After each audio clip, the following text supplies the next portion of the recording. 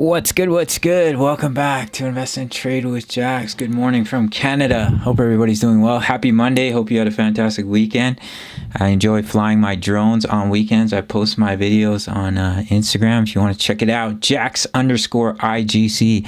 Only use one underscore because there's people that like to impersonate me. So we're going to go over our friend Bitcoin. Currently we're sitting at 19.2. I'm going to try to adjust the Elliott wave live, because the chart is just an absolute catastrophe for charting Elliott wave, but we'll get into it. So currently we're seeing a market cap of 365 billion, 24-hour volume 40.5 billion. Let's hop into the chart. So what we had been looking at here, oh boy, is that we came up in a 1 and a 2, and then we came down in a subwave 1. This was an ABC into a 2.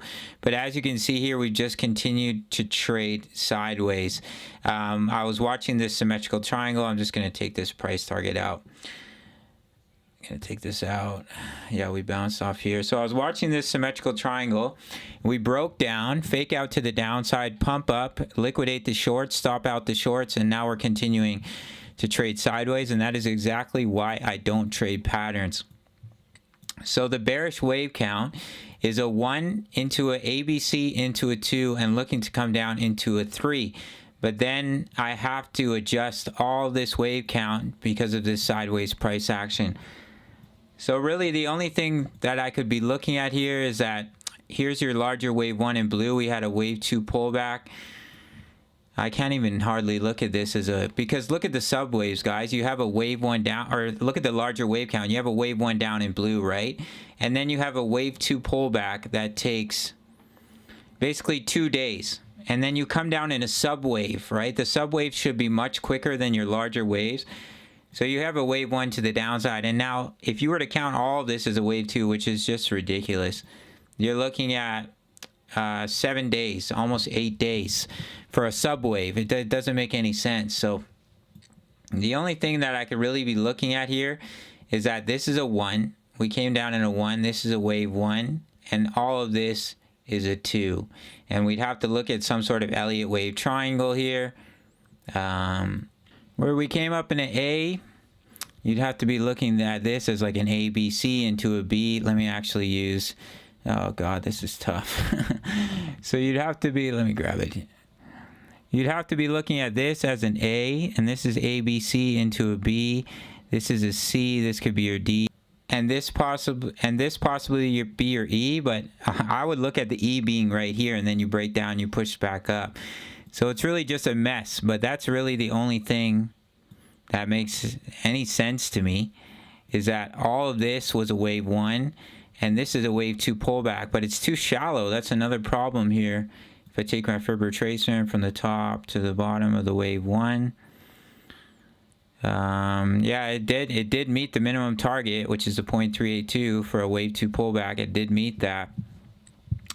So I guess that's a possibility, but now the triangle's been adjusted, right? So I would wait. That's the best advice that I can give. I mean, there's another thing that's showing me that we could see a bounce to the upside, which I'll show you guys, but personally, I would wait for this symmetrical triangle to break. It looked like it broke, but that's why I don't like patterns. You can adjust the trend lines, right?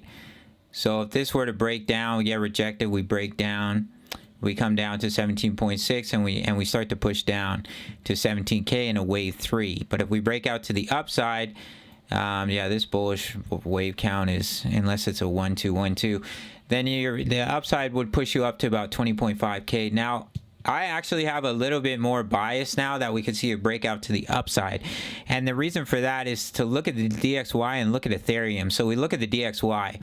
What's it doing? Pumping to the moon. Look at the daily RSI. Super overbought. What happened when we were this overbought? Boom, we came back down. Right here as well. Boom, we came back down.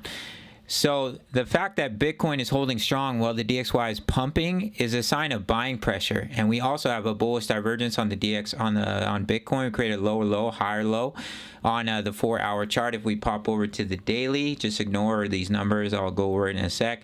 You can see we're creating lower low, higher low. I'm sure if I open up the money flow, money is flowing back into Bitcoin here.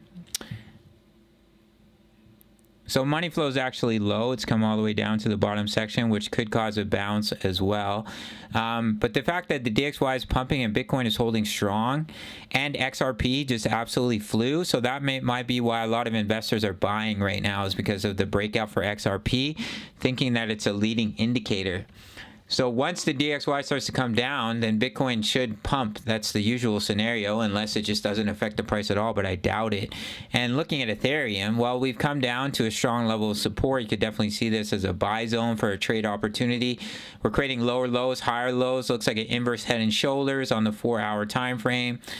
So Ethereum looks like it could break out to the upside, and sometimes Ethereum will lead the way for Bitcoin. So there's a couple of signs that you could see that push to the upside. But if we're in a downtrend, so we kind of have to give the bias to the downside, still give the bias to the downside till this breaks. But those are some pretty strong bullish signals. But that's what I'm saying. Wait for the symmetrical triangle to break, and then you have a more clear indication of the wave count and which way price is going to go. But as long as we just chip chop sideways, consolidate, all I can tell you guys is look at the DXY, look at the fact that Bitcoin is holding strong against the dollar pumping, and eventually the dollar is going to come down, and that should correlate to the price of Bitcoin increasing. And we look at coins like Ethereum that look like they want to bounce. But of course, anything can happen, right? But I'm just trying to give you guys my perspective, and I've been sharing that in the Discord as well. Of just what I'm seeing here for BTC. So yeah, as you can see right here, look at this. We broke down and then basically stomp out the short positions, and usually that will lead to continuation to the downside. The whales are grabbing that liquidity, boom, push the price down. So we'll have to see what happens here, but just looking at the fact that we're holding strong, yeah, we have a lot of volume here too. While the dollar has been pumping, like sooner or later this is going to come down, and you could see a push up for BTC. So if we do push up, your target would be about 20.5K.